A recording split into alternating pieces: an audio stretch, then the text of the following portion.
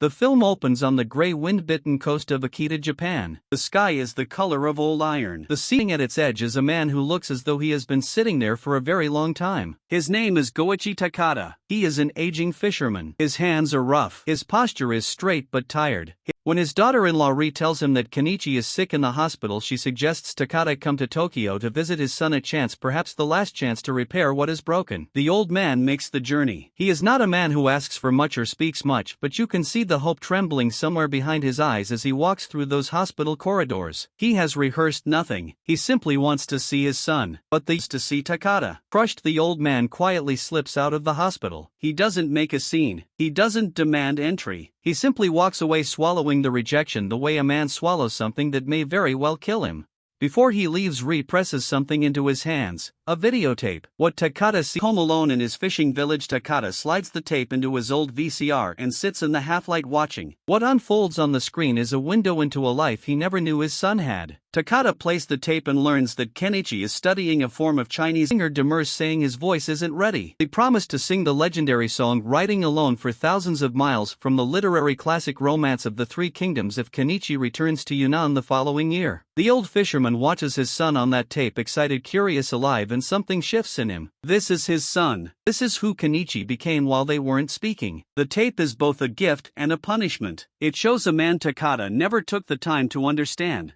When calls Takakura to tell him that her husband has terminal liver cancer, Takakura decides to travel to Zhang to film Illegitimate singing the opera to give to Kiichi. A quiet, almost irrational decision made by a man with no other language available to him. He cannot say "I love you." He cannot undo 20 years of distance. But he can do this. He can make the journey his dying son never got to finish. When Takakura arrives in China, the landscapes of Yunnan, its ancient stone wading through a dream. He understands nothing. Precise, and then by a more fluent interpreter named Jasmine, a travel guide of remarkable patience and warmth. Through broken conversations, hand gestures, and the universal currency of goodwill, Takakura makes his way toward Illegimate's village. Since he does not speak the language, Jasmine, a patient and helpful interpreter, leads him to Illegitimate for having an illegitimate child, a boy he has never been allowed to see, and Lee had lost his temper. So the very man Takakura has crossed continents to find is locked away. A lesser man would turn back. Lingo suggests finding someone else. After all, the opera is performed in a mask, so who would know? But Goichi insists that it must be Lee. Not because of tradition, not because of art, but because Kiichi wanted Lee. Because his son made a promise to this man and Takakura intends to honor it. In this stubborn insistence we begin to see the full shape of who Takakura is. Takakura navigates the local government and prison system, and with extraordinary help from the prison warden, who is proudly enthusiastic about promoting Chinese cultural heritage, manages to secure permission for Illegitimate to perform inside the prison itself. The inmates and prison staff gather to watch, and Illegitimate prepares a meticulously staged performance of the new opera "Riding Alone for Thousands of Miles" in the prison activity room. But something unexpected happens. The singer who plays himself in the film, Chinese opera singer, cries for his boy and recognizes something terribly familiar. The fisherman decides to reunite the singer with the child and sets out to find him. Lee's illegitimate son is a boy named Yang, perhaps 8 years into the famous stone forest of Yunnan, a maze of towering limestone pillars, ancient and labyrinthine, and Takakura searches frantically for him among the stones. The landscape feels mythological, like a fairy tale where a father is lost in the world he should have protected. When he finds the boy, Takakura holds him. He doesn't speak, he just holds him. Takakura has been sending video messages home to narrating his journey for Kiichi, something between a diary and a letter addressed to a man who may never see it. And word comes back that Kiichi, lying in his hospital bed in Tokyo, has been watching them. The estranged son is watching his old stubborn father stumble through a foreign country, lost in villages, sit with a crying opera singer, and chase a little boy through a stone forest. And something in Kiichi softens. What cannot be said face to face begins to be said across 10,000 kilometers of mountain and sky. On his way back to the prison, Takakura receives news of his son Kiichi's death and learns that Kiichi forgave his father before passing away. The news lands like a stone dropped into still water. Kiichi is gone. The mission that was meant to be a gift never reached him in time, and yet Kiichi forgave him. Before the end, the son let go of the years of silence and bitterness. The father, riding alone for thousands of miles, unknowingly completed his journey at the exact moment his son let him come home. Despite everything, despite the grief, despite the news of his son's death, Takakura keeps his promise. He returns to the prison. He shows Li Jiamin photos of Li's son Yang and together with the inmates watches and films a meticulously prepared performance of the Nua opera in the prison activity room. Li Jiamin, having seen photos of his boy, having been told that his son still thinks of him, finds the strength to sing. And this time the mask goes on, the ancient drum begins and the voice rises, powerful, mournful, exultant, filling that small prison room with something that feels as old as China itself. Takakura stands behind his camera and films it all. He is weeping, so are the inmates, so probably is everyone watching. The film closes as it opened with the sea. Takakura returns to his fishing village in Akita. The same gray coast, the same cold light, but the man standing there is not entirely the same man who left. He has carried his son across a continent. He has cared for a stranger's child. He has watched an opera singer weep for love and recognized himself. He has been forgiven by a man he never got to say goodbye to. Ken Takakura gives a tour de force performance as the tight-lipped father whose odyssey of love becomes a path of awakening. He empathizes with others, appreciates the ways people share what they have, and begins to see that forgiveness is a miracle that comes slowly. The title of the film, borrowed from the Romance of the Three Kingdoms, is the story of a general who crosses enemy lines alone, through danger, through uncertainty, through every obstacle the world can place, driven by nothing but loyalty to the one he loves. Takakura is the general. His enemy was time. His obstacle was pride. And his journey, though it could not save his son, saved him.